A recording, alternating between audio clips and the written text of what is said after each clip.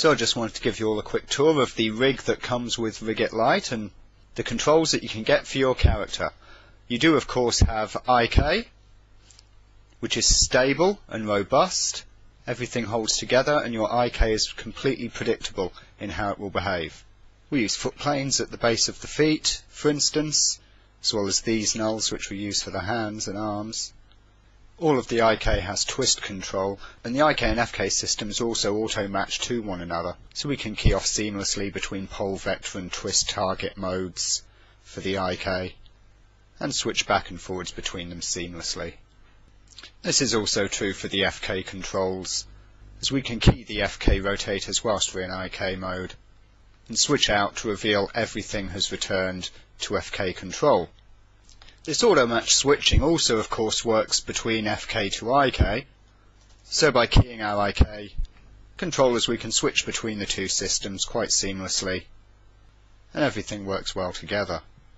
Although it's an IK-like control, our shoulders are always in FK mode, no matter whether the arm's in IK or FK mode, and that gives us our little raises and movements from the clavicles there, and we can also rotate these to give ourselves twisting, which helps smooth out certain poses when our arm is harshly twisted as well.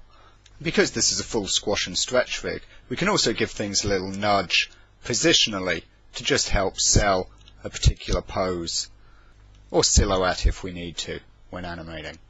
The squash and stretch system also extends to every part of the rig, so you can grab various parts of him and start squashing and stretching them about, and everything works together pretty nicely.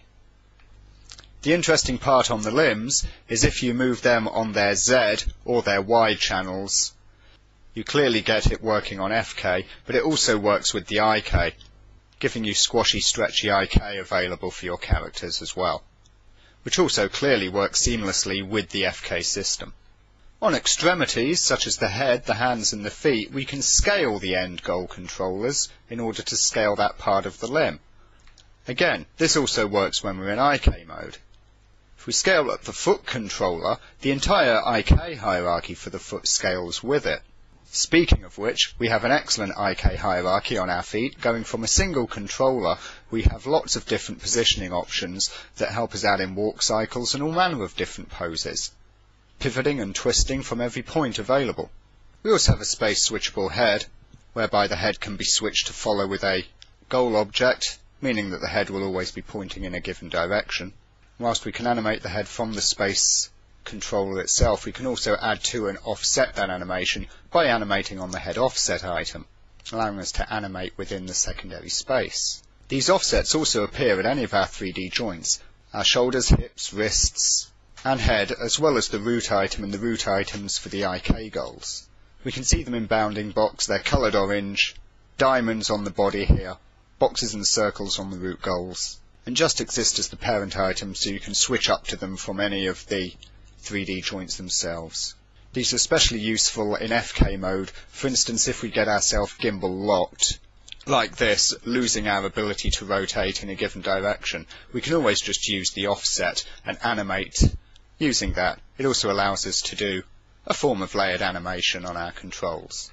And when a limb is in IK mode, then its FK offset will simply have no effect, so you can use them liberally and not have it interfere with your IK and FK switching.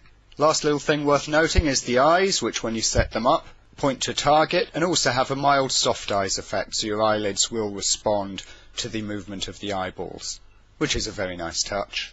And of course the additional squash and stretch items at the elbows and knees. These will let you bend and squash and stretch the limbs by moving them around in space, and you can also scale them on their channels to provide squishy and smushy effects for the limbs.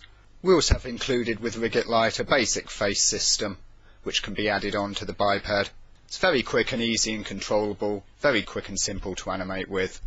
And that of course is based on morphs, and the number of morphs you need to model can vary depending on exactly which poses you want available in your face. The maximum is 17 and the minimum is about 9. And that is the Rebel Hill rig, which we see produced for us by RHiggit.